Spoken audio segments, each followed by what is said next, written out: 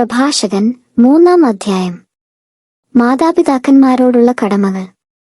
കുഞ്ഞുങ്ങളെ, നിങ്ങളുടെ പിതാവായ എന്റെ വാക്ക് കേൾക്കുവിൻ, സുരക്ഷിതരായിരിക്കാൻ അതനുസരിച്ചു പ്രവർത്തിക്കുവിൻ. മക്കൾ പിതാവിനെ ബഹുമാനിക്കണമെന്ന് കർത്താവ് ആഗ്രഹിക്കുന്നു. അവിടുന്ന് പുത്രന്മാരുടെ മേൽ അമ്മയ്ക്കുള്ള അവകാശം ഉറപ്പിച്ചിരിക്കുന്നു.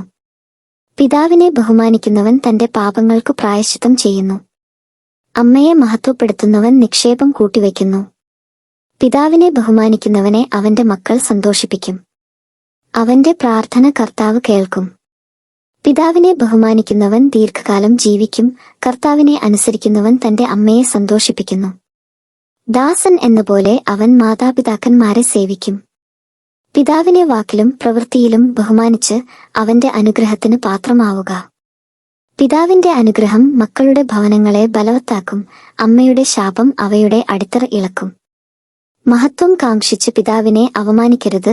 പിതാവിന്റെ അവമാനം ആർക്കും ബഹുമതിയല്ല. പിതാവിനെ ബഹുമാനിക്കുന്നവൻ മഹത്വം ആർജിക്കുന്നു.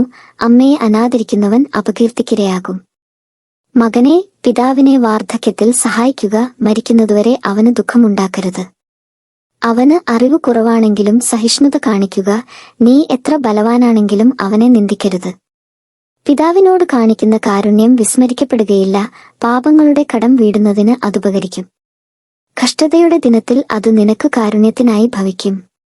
സൂര്യപ്രകാശത്തിൽ മൂടൽമഞ്ഞെന്ന പോലെ നിന്റെ പാപങ്ങൾ മാഞ്ഞുപോകും.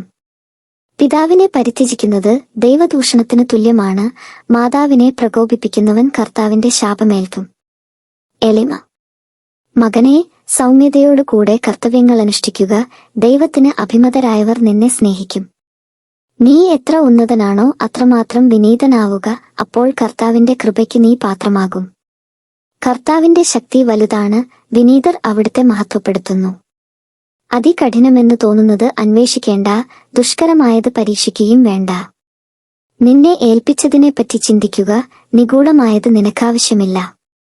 നിനക്ക് ദുഷ്കരമായവയിൽ ഇടപെടരുത്. എന്തെന്നാൽ മനുഷ്യന് അഗ്രാഹ്യമായ കാര്യങ്ങളാണ് നിനക്ക് വെളിപ്പെടുത്തിയിരിക്കുന്നത്. വിവേകശൂന്യമായ തീരുമാനം അനേകരെ വഴി തെറ്റിച്ചിട്ടുണ്ട്. അബദ്ധാഭിപ്രായം ചിന്താക്കുഴപ്പം ഉണ്ടാക്കിയിട്ടുണ്ട്. അഹങ്കാരം. നിർബന്ധ ബുദ്ധി നാശത്തിലൊടുങ്ങും. സാഹസബുദ്ധി അപകടത്തിൽ ചാടും. ദുശ്ശാഠ്യമുള്ള മനസ്സ് കഷ്ടതകൾക്ക് അടിപ്പെടും. പാപി പാപം കുന്നുകൂട്ടും. അഹങ്കാരിയുടെ കഷ്ടതകൾക്കു പ്രതിവിധിയില്ല. എന്തെന്നാൽ ദുഷ്ടത അവനിൽ വേരുറച്ചു വളരുന്നു. ബുദ്ധിമാനായ മനുഷ്യൻ പഴമൊഴിയുടെ പൊരുൾ ഗ്രഹിക്കുന്നു. വിജ്ഞാനം ശ്രദ്ധിക്കുന്ന ചെവിയാണ് ബുദ്ധിമാൻ അഭിലഷിക്കുന്നത്. ദാനധർമ്മം. ജലം ജ്വലിക്കുന്ന അഗ്നിയെ കെടുത്തുന്നതുപോലെ ദാനധർമ്മം പാപത്തിന് പരിഹാരമാണ്. നന്മയ്ക്കു പകരം നന്മ ചെയ്യുന്നവൻ സ്വന്തം ഭാവി ഉറപ്പിക്കുന്നു. വീഴ്ച ഉണ്ടാകുമ്പോൾ അവന് സഹായം ലഭിക്കും.